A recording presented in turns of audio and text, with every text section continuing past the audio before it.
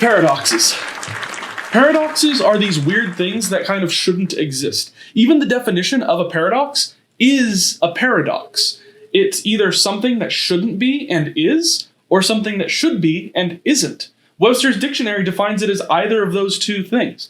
And Pokemon actually went the way of incorporating paradox Pokemon into their games with Scarlet and Violet. So today we're going to be looking at those paradox forms. Why? Because even though they decided to do robots and dinosaurs, more people decided that the past paradox forms were a bigger draw. So Scarlet way outsold Violet. So I started thinking, what if we took those Violet paradox forms and turned them into Scarlet forms, those future paradoxes, and flipped them into past paradoxes? That's what we're going to be doing in today's video. So, what are you doing? I'm editing the video. No, I'm making the video.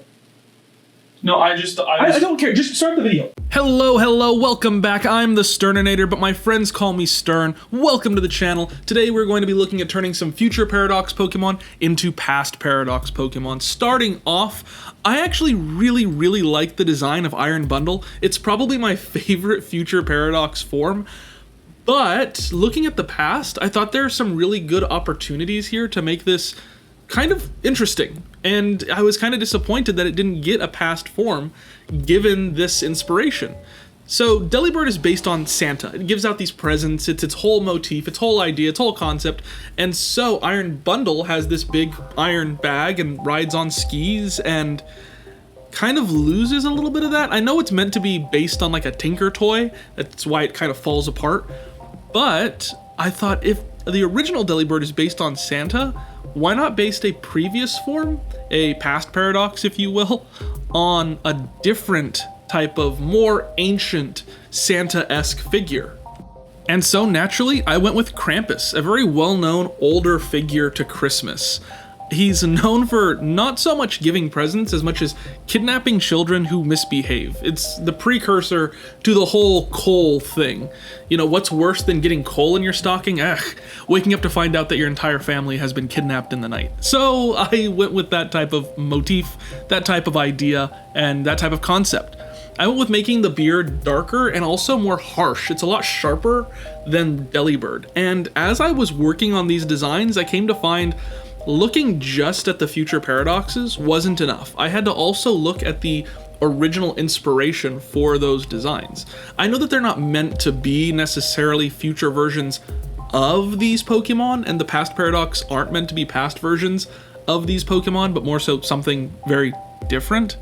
But honestly, we all know. We all know when we look at Iron Bundle, that's just a Delibird from the future. So I decided to kind of go on that, looking at Delibird as inspiration for this design, not just at Iron Bundle, and it freed up a lot of space, creativity, and what I could do. So I was able to get a little bit more creative with it, allowed these horns, allowed these spiky beards, allowed these kind of designs and decals that a lot of our past paradox Pokemon have, and move away from that iron aspect of the future forms. I don't want to rag on Pokemon Violet. It's a fun game. I actually have Scarlet and Violet and played through them both.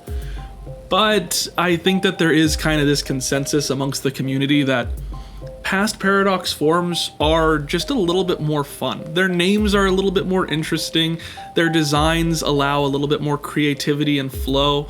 But I think that both have their merit. I just wanted to see what these guys would look like if taken into a very opposite direction, and Iron Bundle was the perfect example on how to start with that. It was kind of an experiment, seeing if it could work, and if I thought it worked, I'd progress. And luckily for me, it really felt like it worked. So this is Greedy Gizzard. It has similarities to a creature found in an old book. Legends have been told that it will toss naughty children into its sack-like tail and carry them off to wherever it is that it came from. The clip-clop of its frosted feet are the sure sign that one is nearby. Greedy Gizzard is an ice dark type and can be found in the grassy fields that sprawl all throughout Paldea. Feeling good and feeling confident after the Iron Bundle into Greedy Gizzard, I think I bit off more than I could chew. I kind of went in knowing what ideas that I wanted for Iron Thorns, but not really knowing how to do them.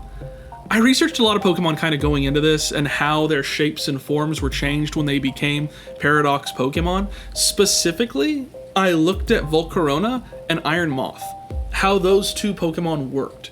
Iron Moth looks a lot like Volcarona, but Slitherwing feels like it takes some creative liberties on the design. It doesn't have anything near the same silhouette. Even the colors are shifted up a little bit. And that kind of, I felt, gave me permission to go a little bit different with this design. Putting this Pokemon on all fours rather than its future Paradox form or its present form in Tyranitar? I don't know. I ended up being allowed to kind of make some of those changes, and so I was confident and comfortable putting it on all fours and giving it that Stegosaurus type of feel. I even looked at designs for Mega Tyranitar and how those were captured and brought in different ways. So this Pokemon, this design, I had a lot of inspiration that I could go off of. I was able to bring in not just Iron Thorns, not just Tyranitar, but Mega Tyranitar as well, all informed by the decisions made with Slitherwing and Iron Moth, and I don't know what happened. I ended up just kind of going and putting all of that together, obviously minus the Iron Moth and Slitherwing, but using kind of those back spikes to bring in that Mega Tyranitar type of wavy spine made it feel just a little bit more feral, I think, than going with those straight spikes. Made it feel like it wasn't fully formed yet. I also brought in those knee guards from Tyranitar and put those on all four of the legs. So using those circular guard type shapes bulked it out quite a bit. I ended up getting this almost Ankylosaurus, Stegosaurus type of Pokemon, and I dig that. Next came the color, and what color I wanted to go for. I wanted to change up the typing just a bit, much like we see with other Paradox Pokemon, and I really didn't know what direction I wanted to go with that. So I made these blue tips just because those blue colors really felt like they went with that navy green, forest greenish color, and I went against it. I decided to bring in more of that purple, make that purple kind of that main color for a little bit. And truthfully, as I'm recording this, I don't even remember if that purple stayed. So we'll see. I looked at the kind of erupting and exploding tail that we get on Mega Tyranitar and evolved that further in this, making it so that the tail itself is fully that undercolor. I played a lot with this design and brought in a lot of those kind of holes that we have, those events. And as I did, I kind of began to formulate the story of what this Pokemon was, how it worked. It feels like each of the future Paradox forms has a job. They're created and built and made for a purpose. By who? Unknown. But they're made to function and fulfill a purpose, whereas past Paradox Pokemon are just there, forces of nature, things that just exist whether you want them to or not.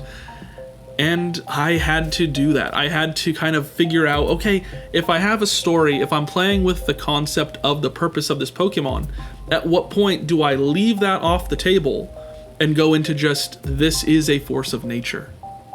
This is Crawling Spires. It is a rock poison type. This hulking creature has some similarities to one written about in an old book. It's been spotted overturning boulders and putting researchers' lives in danger, especially at research stations 1 and 2. It appears that it prefers the higher elevation of the mountainy areas, burning away snow with the toxic plumes that it emits from its numerous vents and ports across its body. Looking at Hariyama as well as Iron Hands, and bringing those into this past Paradox type of idea, I wanted to look at more ancient type of civilizations, and how very many use dance as a type of ritual for battle. I looked at that and brought that in and thought that would be a really cool concept. Really turns the idea of this Pokemon on its head, while still allowing it to feel like it's attached to the initial incantation in some way. So I did that, turning the loose skirt into this more frayed and wiry hay type of dance uniform, and moving the top of the head a little bit more into this wavy aspect at the back that almost looks like long hair, bringing in that type of bow on the back so it looks like it's tied back, almost as though it's doing the Polynesian haka type of dance. And so I played with that. I did a lot of research into the different types of groups that do these types of dances and ritualistic type of celebration for battle, and it was a lot of fun. I love to research. I'm a nerd in that way. I mean, we're watching this because we like Pokemon. We're all nerds in some way. But I played around with those concepts and those ideas and wanted to bring in some more of that past paradox type of energy, giving it kind of these symbols on the front of the face that make it look a little bit more intimidating, kind of like how warriors will wear masks to make themselves look more terrifying, a little bit less human to the enemy. So I did that. It also fulfilled the idea of almost giving this that caveman-esque type of mustache, which I really enjoy. I elongated the headpiece, the eyebrow piece, into these spikes, almost making it look more regal, making it look like a king. I also brought in that type of new shape to the head, bringing the head back a little bit more into this long and flowing tail or ponytail type of look, and giving it that tie that still allowed me to use the same colors for the head that we'd seen in its other iterations. So I did that, and I think it kind of worked. Hariyama has a little bit more human looking design. It was kind of rough. And it only gets rougher as we move into some of the other designs, like, you know, Iron Valiant is coming up, and that was a nightmare. I'll wait till we get there, but looking at that, we'll see it in a bit. This one I got to play with a lot and just kind of tried to make it look human while still making it look like a past paradox, which kind of all have this dinosaur motif. So how do you make a dinosaur human hybrid? I don't know. Ask Jurassic Park. They've tried to do it like 4 or 5 times and they still can't get it right. So I'm not gonna blame myself too badly if I didn't make it work out. I mean, if Steven Spielberg can't do it, who's gonna sit there and say I can do it? That's ridiculous. But regardless of all that, we have Dancing Fury, a fairy fighting type that shares some resemblance to a creature mentioned in an old book. This Pokemon's war cry, combined with the rhythmic slapping of its massive hands on the ground, create this devastating song that warns trainers that they're entering the stomping ground of something powerful and violent. Staying mainly to high elevations, nearby towns can sometimes hear the echoes of its chant ringing out over the grassy fields. Hydreigon is always a nightmare to have to draw or contend with, and Iron Jugulis doesn't make that any easier. In fact, I'm pretty sure I got one or both of those names pronounced incorrectly. But I wanted to play with the design a lot more on this than I did with the others. I looked at Pokemon that have kind of this dinosaur type feel as well as actual dinosaurs. Not in real life, I looked them up on the internet. I don't know any secrets that you don't about where dinosaurs may or may not be, but I looked at these things for inspiration and decided to make something that felt wholly different. Like I said, I looked at Pokemon like Volcarona as well as its counterpart Iron Moth and how those take drastically different changes to their designs. And thought, well, if I'm going to do this, then I want to make sure that I'm having fun with it. So I went all out. I decided rather than draw these 3 heads all separate, I wanted to kind of combine them together. I thought, what if them having 3 separate heads, 2 of which are arms, was an adaptive trait? And in a previous iteration, in its previous form all these years back, these heads were all combined together into this bundle on top of this long neck, almost like a Brachiosaurus. So I played with that idea, and I ended up really liking it. I will say, out of all the Pokemon that we designed today, this is definitely one of my favorites. I loved it a lot, and even getting to use kind of those flared out skin things that are on Hydreigon's neck, it's like mane crest type of thing, utilizing that in a different way to create these spikes that kind of also intertwine throughout the necks was a lot of fun. This is definitely my favorite silhouette of everything that we've worked on, and the concept behind it I liked playing with a lot. I'm hoping you do too. If you're also looking and wondering, hey, where are the abilities and stats and stuff for these Pokemon, I decided to leave those out of this video. I normally put them in other videos, the stats at least, and left them out of here just because I wanted to focus on the designs for these Pokemon. But if you have ideas for special abilities or things that this Pokemon can do, dex entries, stuff like that, I'd love to hear about them in the comments. I often do that in my videos, allowing you guys to focus on the abilities and create these fun and just overall exciting type of mechanics that I'm no expert at, but you guys all seem to be. So let me know down in the comments what you think the abilities for these Pokemon would be and how you think they might function. Give me a script on what that battle might look like. I am excited to see the lore that you guys can come up with for these designs because, like I said, you guys are a lot better at that than I am. Also, don't forget that you can talk more about these Pokemon, these designs, in the Discord, which is linked in the description below. We have a quickly growing community there that is all about talking about these designs, talking about our Poriko ARG stuff, our Kostawis region, all that fun stuff. So head on down to the description, check out our Discord. I hope I can see you there. But for the moment, we're gonna take a look at this guy. This is Tangleneck, and while Iron Jugulus exchanges its dragon typing for flying, this one instead swaps out its dark typing for ground, since its heavy body is no longer able to fly. It has become a walking nightmare that quakes the ground around it. It shares some features with something written about in an old book, actually. This Pokemon is in a constant bad mood, arguing with its various heads, but when in battle, they seem to meet a perfect synchronization, even able to unfurl themselves and strike all together. For our last of our future Paradox as past Paradox Pokemon, I took a look at Iron Valiant and its correlation to Gallade and Gardevoir, and this was by far the most difficult design. I had a lot of inspiration and a lot of places that I could go for research, but it felt almost like too much, because this is a very different Paradox Pokemon. It doesn't draw just from one, but from two Pokemon, each with their own megas, and having a shared future Paradox form. So I'm looking at 1, 2, 3, 4, 5 different areas of inspiration on the Pokemon alone, and trying to figure out how to make it look more prehistoric, more ancient, while still allowing it to feel like it's a combination of all of these aspects brought together. I could have very well gone the caveman route. I understand that. I could have very well gone and made it a dinosaur of some kind. That would have been really freaky and weird to see, but it was an option. I decided instead, being that Iron Valiant kind of stands out from the rest of its counterparts, this one would too. I brought in a lot of the aspects that were not brought in the future Paradox form, thus making this weird hodgepodge of Pokemon all together. It was a real challenge. I wanted to figure out how should I do kind of this cloak in a way that's different. So for Iron Valiant, it much more focuses on the dress of Mega Gardevoir being brought out into this flowy kilt-like cape type of thing on the back end. Here, I instead used the cape of Mega Gallade for that same purpose.